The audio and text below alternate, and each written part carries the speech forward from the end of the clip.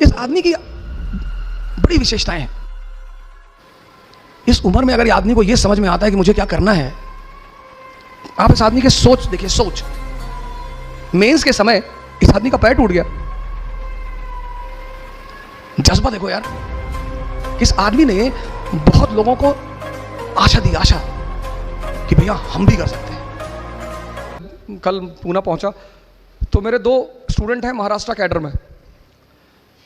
एक वरुण, उसका भी इन्हीं के बैच में सिलेक्शन हुआ। तो उसने मुझसे कहा सर आपने मुझे नहीं बुलाया।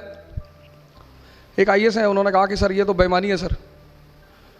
और दोनों लोग आए हैं पर यहाँ नहीं आए, भाई ऑफिसर हैं तो प्रोटोकॉल नहीं आ सकते। तो बोले आपने सैफिन को ही क्यों बुलाया? बुलाने के लिए तो खैर पूरी दुनिया पड़ी होती है, लेकिन इस आदमी की बड़ी विशेषताएं हैं। पहली, 22 साल। इस उम्र में अगर ये आदमी को ये समझ में आता है कि मुझे क्या करना है, ब्लेसिंग। दूसरी विशेषता, अकबर है ये। अभी मैंने बाहर नेपोलियन कह दिया था, फिर मैंने अमेंड किया अपने आप को कि नहीं नहीं अकबर है।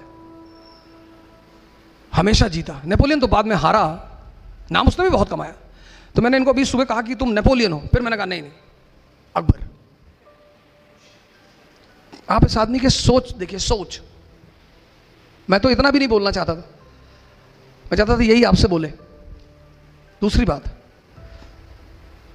मेंस के समय इस आदमी का पैर टूट गया। जज्बा देखो यार। मेरा ऐसा नहीं कि मैं कोई आईएएस बन गया तो मैं उसका ना जाओ, पर इस आदमी से मेरा एक विशेष कुछ है। लोग ऐसा नहीं, सिर्फ इन्हीं से, ऐसे मेरे कुछ स्टूडेंट हैं जिनसे मेरा एक बड़ा विशेष लगाव है। उसके पीछे ये नहीं कि आईएएस बन गए, मैं इनसे कल बोलूंगा मेरा काम कर दो, मैं कभी नहीं बोलूंगा, मालिक ना करे मुझे कभी इनसे कहना पड़े। लेकिन लगाव है इसलिए कि इस आदमी ने बहुत लोगों को आशा दी, आशा कि भैया हम भी कर सकते हैं। नहीं तो आदमी इतना बहाना बनाता है। मेरे दोस्त हैं, उनके भाई हैं, चपरासी हैं बैंक में। उन्होंने पढ़ाई छोड़ दी थी 10th के बाद। मैंने कहा चाचा पढ़ाई क्यों छोड़ दी? बोले हमारे पापा ने हमको साइकिल खरीद के नहीं दी। इंसान की सबसे बड़ी कमजोरी बहाने बनाना। सैफिन में और मेरे में एक चीज कॉमन है, वो मैं आपसे शेयर करूंगा। मेरी माँ लॉयर हैं, एडवोकेट। मेरे फादर पोस्ट ऑफिस में थे। हम बड़ी लोअर मिडिल क्लास से थे। तो मेरे पिताजी ने मेरी माता जी को पढ़ाया। हमारे पास 10 बीघे ज़मीन थी उस वक्त। तो 5-6 बीघे ज़मीन तो माता जी को पढ़ाने में बिक गई, 5 बची। तो जब मैं बड़ा हुआ, बाहर निकला, बाहर पढ़ने के लिए मैं दिल्ली आया। फिर और पोस्ट की ज़रूरत पड़ी। मेरी बहन वो भी आई दिल्ली पढ़ने के लिए। तो पैसे तो थे नहीं घर में। तो ये हुआ कि भाई अब क्या करें? माता जी ने कहा कि ज़मीन बेच दो। तो मेरे पापा ने कहा यार 5 बीघे और बच्चे हैं, इसको भी बेच दोगी तो खाएंगे कैसे?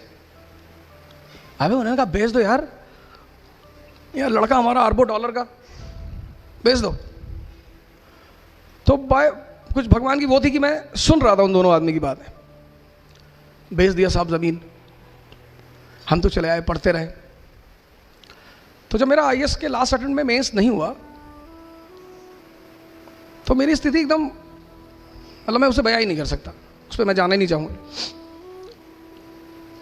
7 महीने बड़ी अजीब सी स्थिति में रहे, क्योंकि हम जो मिडिल क्लास के लोग हैं ना, उनके लिए ये सब तैयारी नहीं है। हमें नौकरी नहीं चाहिए, हमें जगह बनानी है। और सर अगर आपको लगता है कि ज़िंदगी में लड़ाई नहीं करनी पड़ेगी तो आप गलतफहमी में जी रहे हैं सर। लड़ना है सर, ज़िंदगी का मतलब लड़ना। अब आप डिसाइड करो कि कहाँ। चपरासी बन गए सरकारी एसबीआई में, कितनी सैलरी? 25,000।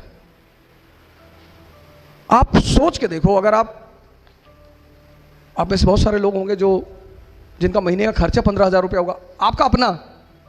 और अगर आपके घर में 3 भाई बहन हैं तो 45-50 हज़ार तो आप ही लोग खर्चा करते हो। आप सोच को देखो, अगर आपको 25,000 सैलरी मिली तो आपका घर कैसे चलेगा? वो लड़ाई नहीं है। आप कहते हो भाई साहब पढ़ाई करने में बड़ा लड़ाई करना पड़ता है। सर जिंदगी का मतलब लड़ाई है सर। लेकिन कैसे? हंस हंस के। अपने किसी को चाटा मारा, हंस रहे कि भाई साहब मजा आ रहा है, एक मार दूं भाई साहब। गुस्से में नहीं मारना है। जिंदगी मतलब लड़ाई, और लड़ाई मतलब हंस हंस के लड़ना, तभी जीतोगे। फिर मैं वापस आया।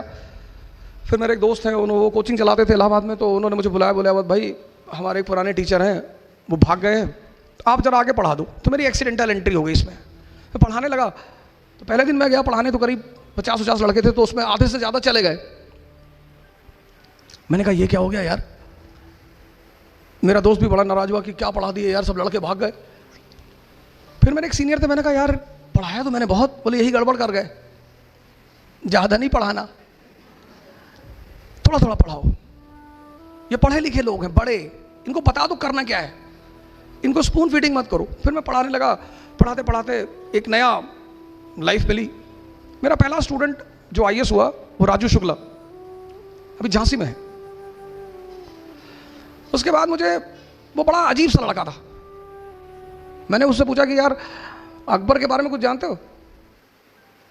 कहा सर अकबर औरंगजेब ये सब भाई भाई थे। तो मैंने कहा यार इससे काम, अभी झांसी में है, मैं अगली बार लेकर आऊंगा, भगवान ने चाहा तो, मालिक ने चाहा मैं उसे लेकर आऊँ, मैं उससे भी मिलाऊंगा कि देखो ऐसे लोग। दिशा, पहली चीज मैंने आपको बताया समझना। दूसरी चीज जो मैं आपको बता रहा हूं, जिंदगी में जो सबसे इंपॉर्टेंट चीज है वो है डायरेक्शन। जीत कोई भी सकता है। दुर्योधन की तरफ से महाभारत के युद्ध में कौन खड़ा है? द्रोणाचार्य, प्रोफेसर। स्टूडेंट भी हार गया और टीचर भी हार गया और दोनों मारे गए। लेकिन अर्जुन की तरफ से खड़ा हुआ है कृष्ण, वो कोच है। इस फर्क को समझिएगा। कोच का काम है दिशा देना। दुनिया के जितने धर्म हैं, इस्लाम, हिंदुइज्म, जिसने, सबने गुरु को बड़ा सम्मान दिया है, बहुत। मैं कश्मीर जाता हूं तो मुस्लिम डोमिनेटेड एरिया है, लेकिन इतना वो सब सम्मान वहां पे करते हैं लोग।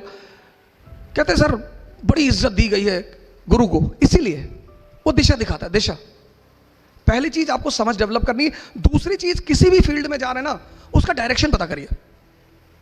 हम सर्फिंग की बात कर रहे हैं। फिर इस फील्ड में मालिक ने शायद सर पे हाथ रख दिया और कायदे की कहानी चल पड़ी।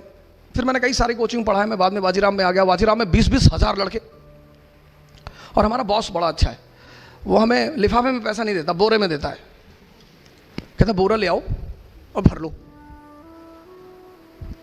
तो मैं अपने घर गया, तो जिनको हमने अपनी जमीन बेची थी, मैंने उनसे पूछा कितना पैसा लोगे? जितना तुम सोच सकते हो उसका डबल दूंगा, जमीन वापस कर दो। उसने कहा कि 20 लाख की है। मैंने कहा 40 ले लो, पर मेरे नाम पे कर दो। हमारे माँ बाप मतलब भगवान।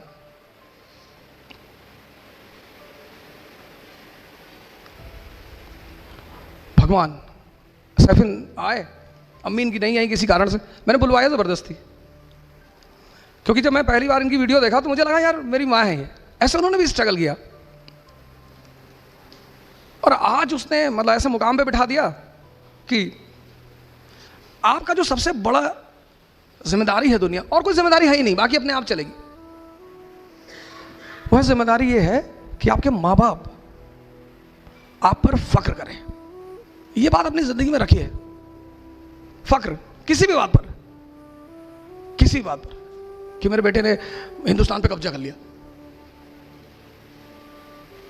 समझिए, दिशा देखिए, दिशा। मेरे दोस्त हैं दानिश फिरोज शमसी, कहते हैं मैं नमाज कभी छोड़ता नहीं, मालिक मेरी सुनता नहीं। तू नमाज कभी पढ़ता नहीं, तेरी इतनी सुनता है, मुझे कहते हो। मैंने कहा पता क्यों सुनता है? क्योंकि अगर मैं एक ब्रेड भी खाता हूं ना सड़क पे खड़े होके, तो मैं उसको शुक्रिया कहता हूं कि तेरी मर्जी से खा रहा हूं। मालिक की सबसे बड़ी चीज क्या है? शुक्रिया। आईसीयू में जाके देखो, आईसीयू जाना, आईसीयू, कभी आईसीयू जाओ हॉस्पिटल के, वहां लोगों को देखो जो 25-25, 30-30 दिन से लेटे हैं, गाजर का पानी पी रहे हैं। तो जब बिरयानी खाओ तो आईसीयू को याद कर लो, शुक्रिया के भाव पैदा हो जाएंगे, और जैसे ही पैदा होंगे रिजल्ट मिलना शुरू हो जाएगा। दिशा, नमाज पढ़ो, पूजा करो, तैयारी करो, कुछ भी करो, दिशा, अगर दिशा सही नहीं है ना सर, आपको कहीं रिजल्ट नहीं मिलेगा। मालिक ने इतनी बड़ी कायनात बना रखी, आपके सजदे का थोड़ी भूखा है वो, पर उसे लगता है कि आपको भी, जैसे आप किसी के लिए कुछ करते हो तो आप एक्सपेक्ट करते हो कि ये मुझे कुछ थैंक यू बोलेगा, गिफ्ट देगा। जैसे आप करते हो ऐसे वो भी शायद करता होगा, और आपको कुछ देना ही नहीं, शुक्रिया। यही इसीलिए वो मालिक है, हमें कुछ देना ही नहीं। ऐसा कहकर हम अपने आप को बचाते भी है, ये भी एक फायदा है हमारा कि हमें कुछ देना ही नहीं, देना तो घर पड़ता ही है। समझ और दिशा।